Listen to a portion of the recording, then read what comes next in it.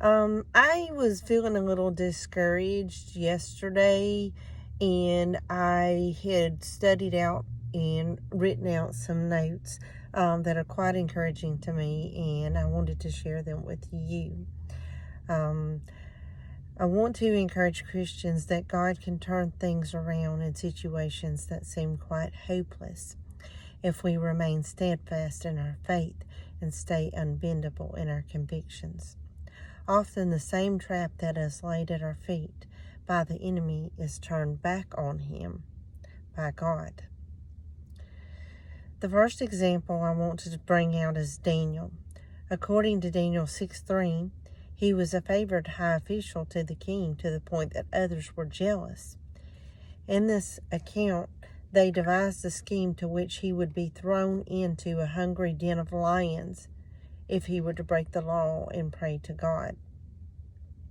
I think there was like a decree that if you prayed to anyone or gave homage to anyone within 30 days other than the king, you were to be thrown into the lion's den. But Daniel still went and effectively lived his faith. He prayed 3 times a day during this time frame in his chamber, and he was turned over to the law. They devised a scheme to which he would be thrown into the hungry den of lions if he were to break the law and pray to God. Daniel was unwavering in his faith in God, and as a result was thrown into the lion's den. The following day it was discovered that God had miraculously delivered him and closed the mouths of the lions. Ironically, the very ones who had schemed against him were thrown in to the lion's den with their families and devoured by the very same lions. And not only did they pay the price, but their families paid the price. And so that's something to think about also.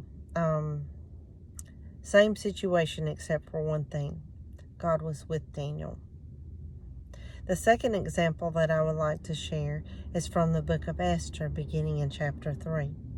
A high official to the king named Haman was very arrogant and expected all to bow and pay homage to him at the king's gate whenever he passed by. He had a grievance with the Jewish people because of a particular Jew named Mordecai who would not bow because he declared that he would only bow to God and not to a man.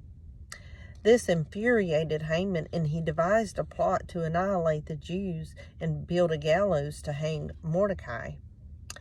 Actually, his wife came up with that idea. Interesting. However, through a course of events, his evil intentions were exposed. He fell into disfavor with the king, and inevitably, he was hung on the very gallows he had constructed for Mordecai. God always has a plan, and God is always working. And sometimes you feel like you are treated unjustly, and sometimes you are. But one thing that is very interesting to pay attention to is stating how these people stayed unwavering in their faith, and they remained steadfast, and they waited on God to do the work and not themselves, and that's where they found their success. And the whole watching world saw this.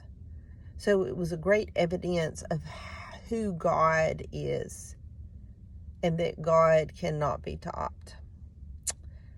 So I hope this was encouraging to you, and I hope you have a blessed day. Thank you for watching. It's all about Jesus.